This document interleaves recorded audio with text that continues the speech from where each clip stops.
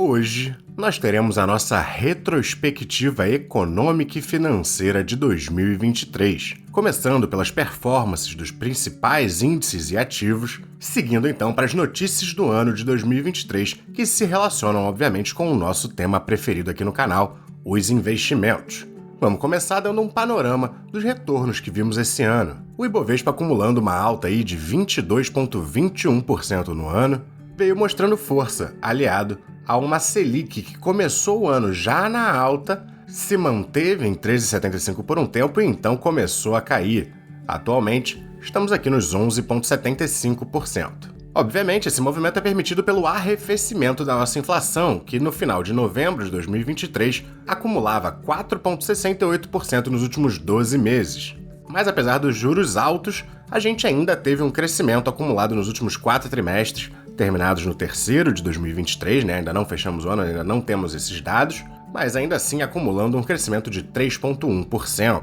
E esse momento, de certa forma positivo para o Brasil, também se refletiu nos fundos imobiliários, que acumulam no ano uma alta de 15,81%. Nesse final de ano, inclusive, conseguimos superar as máximas históricas aqui de 2019. Então temos agora tanto o nosso Ibovespa quanto o nosso IFIX fazendo máximas históricas, apesar de ainda estarmos em período de queda de Selic. Já olhando para os Estados Unidos, em 2022 eles já começaram a ter a alta de juros, porém em 2023 eles ainda estavam nesse processo e continuaram a subindo algumas vezes. Nesse momento, encontramos um ponto de estabilidade e o mercado já começa a pensar que ano que vem podemos ver cortes também nos juros americanos. Isso, obviamente, também só é possível porque a gente também viu o arrefecimento da inflação acumulada dos últimos 12 meses nos Estados Unidos. Até junho caiu bem rápido e ensaiou uma recuperação, mas já voltou a arrefecer e apesar de ainda estar acima dos patamares considerados normais para a economia americana e ainda acima da meta dos 2% ao ano, eles têm flexibilidade com suas metas e já mostraram algum controle sobre a inflação, pelo menos até então, o que se refletiu num S&P 500 que retornou 24,72%, cotado em dólares, no período desse ano. Vale lembrar que no começo do ano ainda tinha muito daquela fala, aquele medo da recessão nos Estados Unidos,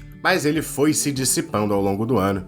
Mas sobre o S&P 500 eu tenho que ressaltar que boa parte dos retornos que a gente viu esse ano vem especificamente das empresas de tecnologia, as Big Techs americanas, que compõem uma boa parte do índice. É também por isso que se a gente olhar o retorno da Nasdaq, que é mais focado em tecnologia ainda, foi de 55% no ano. Mas o ativo que mais brilhou esse ano foi, sem dúvida, o Bitcoin, acumulando uma alta até então de 155,36% no ano. Tá gostando do vídeo? Não esquece de dar aquele like, se inscrever no canal, deixar um comentário dizendo o que você quer ver no próximo vídeo. Se gostar muito do conteúdo, você pode ir lá no Apoia-se fazer sua doação. E também é por lá que você garante acesso completo ao nosso site de valuation. Mais 2 métodos são gratuitos e continuarão sendo, então lhes convido a experimentar. A atual previsão do Boletim Focus para o final do ano que vem é que a gente continue caindo a nossa taxa de juros e ela chegue aqui nos 9% ao fim do ano. Mas conforme a economia caminhar, o cenário pode mudar e essas previsões vão se modificando ao longo do ano. No começo do ano, ainda havia um grande medo entre os investidores de uma recessão nos Estados Unidos, já que os movimentos da alta de juros vinham ocorrendo numa busca de controlar a inflação. Nos Estados Unidos, em média, os bancos têm mais exposição a títulos de longuíssimo prazo, que são mais suscetíveis à marcação a mercado no momento de alta de juros.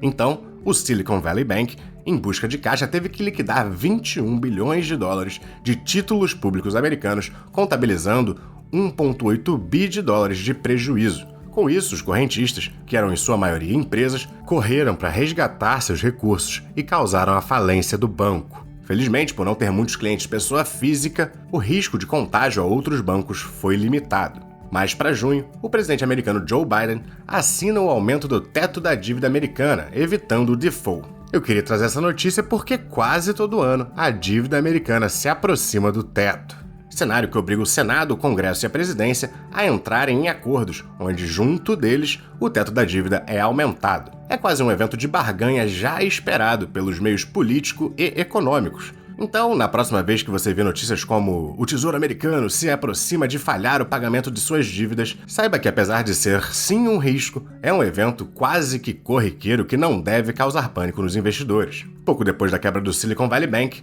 vimos o Credit Suisse, um banco gigante que antes tinha a posição dos grandes bancos globais que são, entre aspas, too big to fail, grandes demais para falhar, nos mostrando que, na verdade, o tamanho de um banco não garante a saúde daquele. Ele ainda depende de um manejo de risco adequado. O banco, que já vinha sendo visto pelo mercado como tendo cada vez mais risco, ao reportar prejuízos altos, muito afetados pelas quebras das financeiras Greensill e do fundo Archegos, começou a ter grandes resgates, recebendo inicialmente uma linha de crédito do Banco Central, mas pouco depois sendo vendido para o UBS, que então começou os movimentos de contorno da crise. Em parte desse movimento, estão vendendo a gestora de FIIs brasileira, a CSHG, mas atualmente, para os cotistas dos fundos dela, esse risco já se diluiu, pois a venda para a gestora Pátria acompanha a migração dos profissionais da CSHG. Mas vale ressaltar que, apesar de diluído, ainda há um risco se os objetivos da Pátria não forem alinhados com os cotistas. Aqui no Brasil, fomos notificados de fraudes contábeis nos resultados da Americanas e, desde então, precisou de aportes bilionários dos controladores e vários acordos com credores,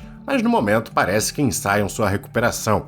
Ainda assim, um evento assustador, de enorme desrespeito aos acionistas, que já é suficiente na minha cabeça para afastar qualquer potencial investidor. Ainda no Brasil, tivemos também a recuperação judicial da Light, distribuidora de energia do Rio de Janeiro. Imagino que ninguém aqui seja acionista da Light, mas foi um evento que movimentou o mercado de crédito no Brasil. CRIs, debêntures e outros títulos de crédito privado sofreram com altas incertezas, já que tivemos problemas de empresas conhecidas e grandes em sequência. Esse também foi o ano do ChatGPT, mais um passo evolutivo nas IAs generativas. Em 2022, esse movimento já tinha começado com as IAs de texto para imagem, e esse ano fomos apresentados ao ChatGPT, que alcançou 1 milhão de usuários em apenas 5 dias, batendo todos os recordes anteriores, mas depois perdendo lugar para o Threads, mas esse se beneficiou de poder migrar as contas direto do Instagram, que já era uma das principais redes sociais. Com o lançamento do ChatGPT, a corrida pelo próximo grande modelo começou com as principais empresas de tecnologia mundiais voltando seus esforços para esse objetivo, com várias outras menores empresas buscando também integrar inteligências artificiais em suas operações. Sorte da NVIDIA, que faz as placas gráficas de maior qualidade, tanto para jogos quanto para processamento de dados, que é o que é necessário para o treinamento dessas inteligências. Essa viu a demanda pelos seus produtos crescer monumentalmente. Tivemos também notícia da Country Garden, incorporadora chinesa que falhou no pagamento do cupom de sua dívida, indicando que a crise imobiliária chinesa não está tão no fim quanto se pudesse imaginar. De todo jeito, desde Evergrande não vimos grandes novos impactos, o que pode ser um sinal de que a bolha está sendo estourada de forma a conter as consequências majoritariamente no setor imobiliário chinês.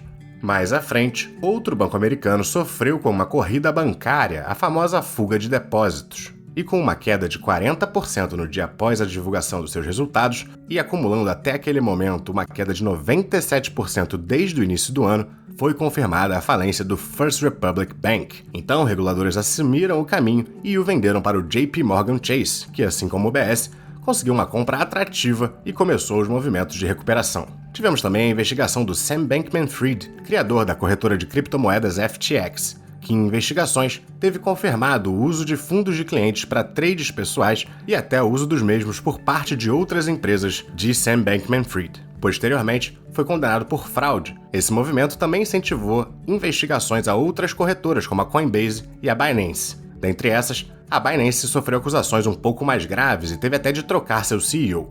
Então deixo o lembrete aqui que nunca guarde criptomoedas em corretoras. Compre e transfira para carteiras próprias. E, para finalizar as notícias do vídeo, tivemos também o pedido da falência da WeWork, empresa de aluguel de espaços corporativos que se vendia como uma empresa tech, mas que essencialmente alugava imóveis ou lajes corporativas por longo prazos e, separando o espaço em seções, fazia vários menores aluguéis de curto prazo. Quando o fluxo de novos aluguéis diminuiu, ainda tinham suas obrigações e tiveram de entrar com esse pedido. Apesar disso, os fundos imobiliários brasileiros que têm a WeWork como inquilinos ainda não foram afetados. E para finalizar, queria agradecer também por todo o movimento que eu vi acontecer nesse canal. A gente cresceu bastante e até o fim de mês de novembro a gente tinha ganhado mais de 2.700 inscritos. Eu sou muito grato a vocês. Espero que vocês tenham gostado. Espero também que tenha aprendido alguma coisa comigo ao longo do ano. bons investimentos, ótimo 2024 e até a próxima!